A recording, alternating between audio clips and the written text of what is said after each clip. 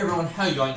Today in my second OPO3 video, I am going to bring you a Ace deck list slash gameplay. So let's get right into it. So, as I said, the leader we're playing is Ace. Ace is the red leader from OPO3, and it has a super cool effect that when this leader attacks or is being attacked, you can trash any number or event or stage cards from your hand. For each card you trashed, this leader gets plus 1000 power for the turn. So as you can see, we do run a lot of events, and for those who play Dragon Ball Super, this effect does feel very similar to comboing. So in one piece, when you counter, you can only do it defensively. For those who play Dragon Ball Super, you can do it both offensively and defensively, and this Ace's leader effect allows us to do it offensively by discarding event cards. Now, being able to run all of these event cards gives us a lot of variation in the cards we can run, and it also means running these event cards won't be dead in hand, which is very, very important. So let's go over some of the event cards we run, then we'll go over some of the other cards in the deck. So let's start off with the event cards everyone already knows. The Gum Gum Jet Pistols, Guard Point, Radical Beam, very standard cards. We've got the one Red Hawk is a little bit of a spicy card in there. And then the 4 Whitebeard Pirates, which are Search for Whitebeards. Now the 2 from the new set is we have we've got 3 Crossfire. So Crossfire is a main slash counter. If your leader has Whitebeard Pirates in his types, gives up to one of your opponent's characters minus 4000 power during the turn. This is really good against like Dual Attack Odin, against Law, if you expect them to use a restand Law to swing. As a counter, minus 4000, it means they have it for the entire turn, so that second swing is also 4000 less powerball, but also being able to use it as a main is very flexible and quite strong. The other one we do run is 3 Flame Emperor. Now Flame Emperor is extremely strong at ending games, so if your leader is Ace, which is what our leader is, KO up to one of your opponent's characters with 8000 power or less. That's Katakuri, that's 8-drop Kid, so lots of really annoying cards that we can kill. 7-drop Kid and 7-drop Blocker Kid, as well as 7-drop Blocker Luffy. And then this card gains double, so then your leader gains double attack and 3000 power. So your leader becomes a 8000 power double attacker, and then you can like discard event cards in your hand to like really apply a bunch of pressure that turn. So Flame Emperor is a really good one to end the game. That's all the event cards we're running. Our notable event cards that you could see us running that we're not running is we're not running, let me get it up for you, Cross Fist, I think it's called, I can't remember the name off the top of my head, Fire Fist. We're not running Fire Fist. It does go quite neg on hand. It will be a pretty cool card to play, and I'll go over kind of what it does. So you can discard an event card from your hand, carry up to one of your opponent's characters with 5000 power or less, and one of your opponent's characters with 4000 power or less. It's very strong. It costs 3, and the reason it costs 3 is it goes perfectly with your Ace for a 10 Don play. So you play Ace for 7 Don, giving 2 things minus 3000 power, and then Fire Fist comes in and it kills one with 8000 because you gave it minus 3, so, and then one with 7000 because you gave it minus 3 as well. So very strong. However, we don't run it in this one. Now going over the character cards we play, the new cards in the deck, the new 5-drop Marco. Marco is a very strong card on play, KO or 3k or less. Now 3k isn't super big, but with Otamas and Crossfire, we can KO a lot of things with this Marco. Also has a on KO you can trash an event card, which we have multiple of from your hand. If you do, you get to play this character from your trash in rest. So he's very sticky, just like the block Marco we have in here, as well as many people would know from OPO2. Then we have our Whitebeard Searcher, Izzo. We have Buggy, which is an event searcher, very strong card. We have our Jozu's, which is Rush if we need it to be, but it's essentially just a 2k counter, which is searchable off Izzo. And then we also have our Otamas. So if you notice, we only have 8 2k counters, but every single card in our deck outside of our Buggies, our Ace, and our Whitebeards are countable at every single point in the game, so we don't need to worry too much about like those 2ks balancing out. Anyway, that is the deck. We're not running any of the spicy cards like Striker. I may give you guys another video at some point showing off what Striker can do, but this is the list we're going with today. I can't take credit for the list. This was the list that came second at the Japan Teams event, and so it is obviously a well-tested and strong deck. Anyway, let's get right into some gameplay. Alright, so we had some connection issues with our previous opponent, but we are playing up against Lucci, and we do get to go first. We will have the buggy early, but I'm going to mulligan because we just don't have anything else for the next couple of turns, and we do get a much better hand here. I'll be able to play this buggy straight away. The only thing we can grab is Radical Beam, so let's grab that and put the rest at the bottom of the order.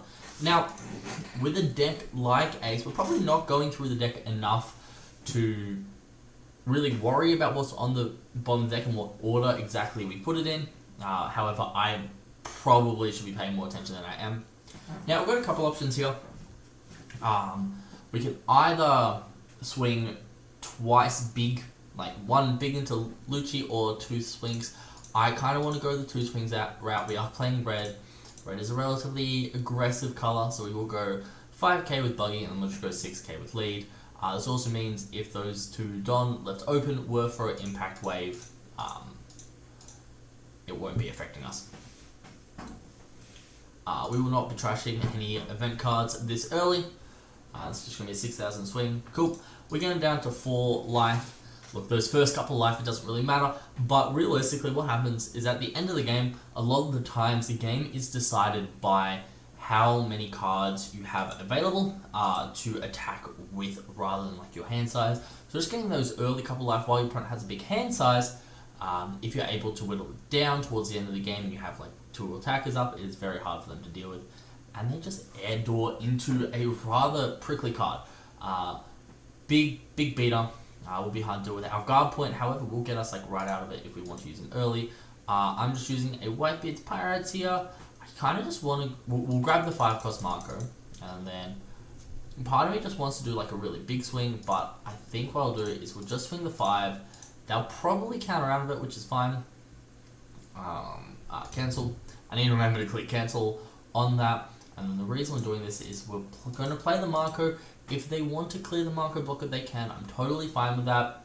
The main reason we're playing is we just don't have any other plays in our hand this early. Next turn we have the 5-drop Marco at 7 cost, but we are kind of just wanting to take a couple of life a little bit earlier in this game.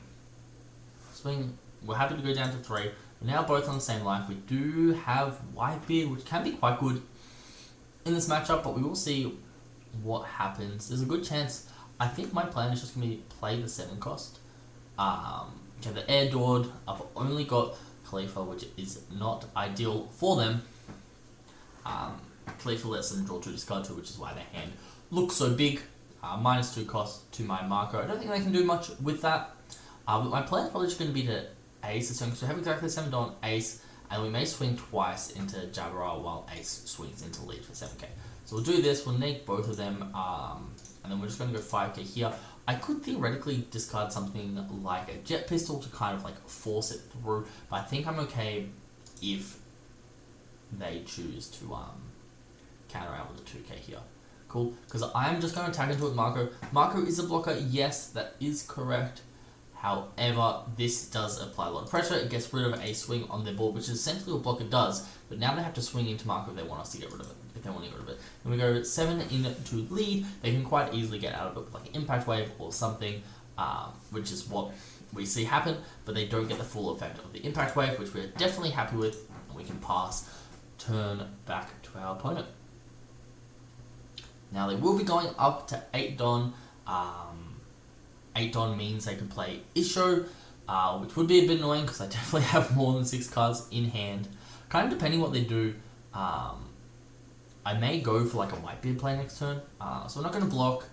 I think I am going to just discard Jet Pistol for Ace's effect and stay on high life. Like I want to stay on 2 life, and if I take this one, they can swing big with Khalifa, and that kind of annoys me.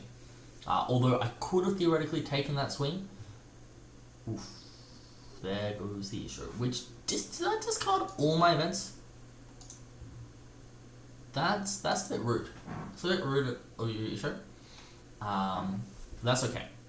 Now, looking at this, it may not just be a bad idea to I kind of really like this. We play Whitebeard, and then we swing for a 7k on lead and 7k with ace. Which does seem very good.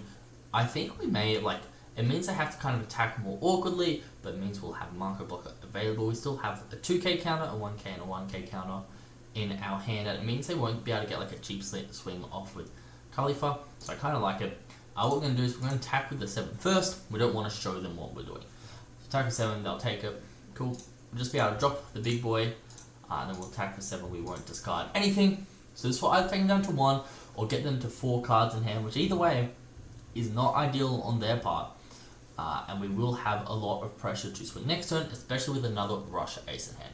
Cool. They're going down to 1, and then we will pass turn. I'm not going to swing with 5 with Marco. I prefer Marco to be a blocker. And this is what I was saying at the start of the game. A lot of games come down to how many swings you have left at the end of the game versus how many life. So while I don't have too many cards in hand, they only have 3 swings available on board, and I have 3 life, so they physically cannot win this game without another swing.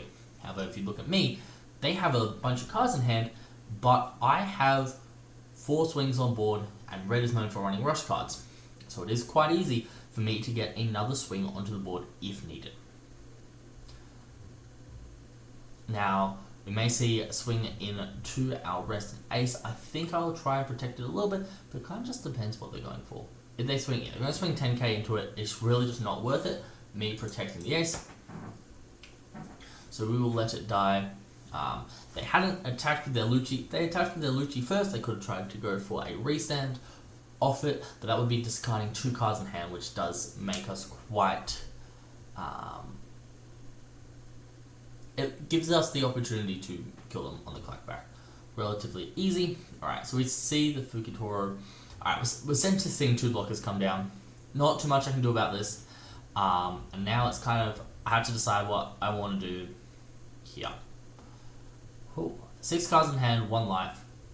I don't have too many attacks. Now, part of me kind of wants to go play the ace, which will be another attack, which we like. Then I can attach 2 Don to Newgate, swing 12k into face. I only have 1 Don left open, but that would be for Radical Beam. That would clear 1 blocker. Ace will get a 7k swing in, and it'll get a 5k swing in. And then it's a very similar situation where it's very hard for them to kill me on the crackback, because I will have 1 Don open, which is for Radical Beam, and they have no blockers and potentially only 1 life. So let's go down that route. So we'll play the ace. Negging power off that, so this can't be KO'd by effect, so there's no point. And off this, then we'll attach our 2 Don here.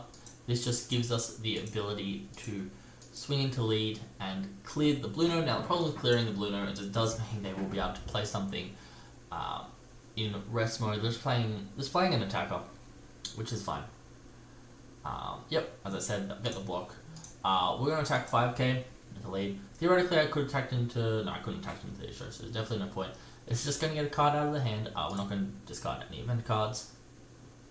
I said this will just get a card out of the hand, and now this ace swing will get 2 cards out of the hand, which means we can apply a decent amount of pressure going into next turn. Cool, they're going to take it. We'll end turn. So the problem with them taking it here is they now really need blockers to be able to stay alive. I didn't attack with my Marco, which is a blocker, because there's really no point to. And just at the end of the day, I'm on 3 life and they're on 0 life, right? So even if they wanted to, all their attacks would have to hit me this turn. I have a Radical Beam, which is just not plausible, and I have a blocker. So they really have to go for my board. They're going for ace, I don't really mind. I'm happy to let ace go. I'm still on 3 life, so Radical Beam doesn't have its full effect, which is fine. We're okay with that. We do want to protect our white beard because it's such a big attack, and they will have to attach a lot of Don to get anything out of it. And once again, if they wanted to apply pressure this turn, they would have to use Lucci's effect, but they can't really afford to discard the cards in hand. So, once again, we will just wait to see what happens. Depending on where they swing, we may end up discarding these 2 event cards in hand to make our leader's swing more impactful.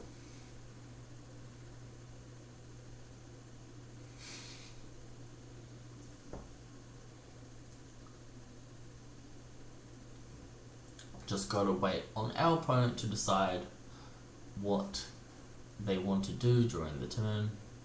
They only have 7 cards left in hand, so any blockers or anything like that they play will impact kind of the potential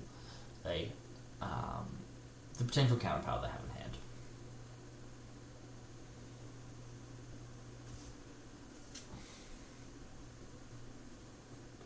Now, the other important thing to know is Jozu in our hand is rush if we need it. Looks like Kaku's going to come down and probably clear my Marco. I'm not onto a less life, so I can't discard a Whitebeard card from hand to keep it alive. Now, I'm slightly confused by this. We won't block, we'll discard Marco, because we'll discard Izo, because Izo probably won't get played. Because they don't really have a way to clear our Whitebeard. Black doesn't have 1 cost. Okay. They were just hoping we'll let our Whitebeard die.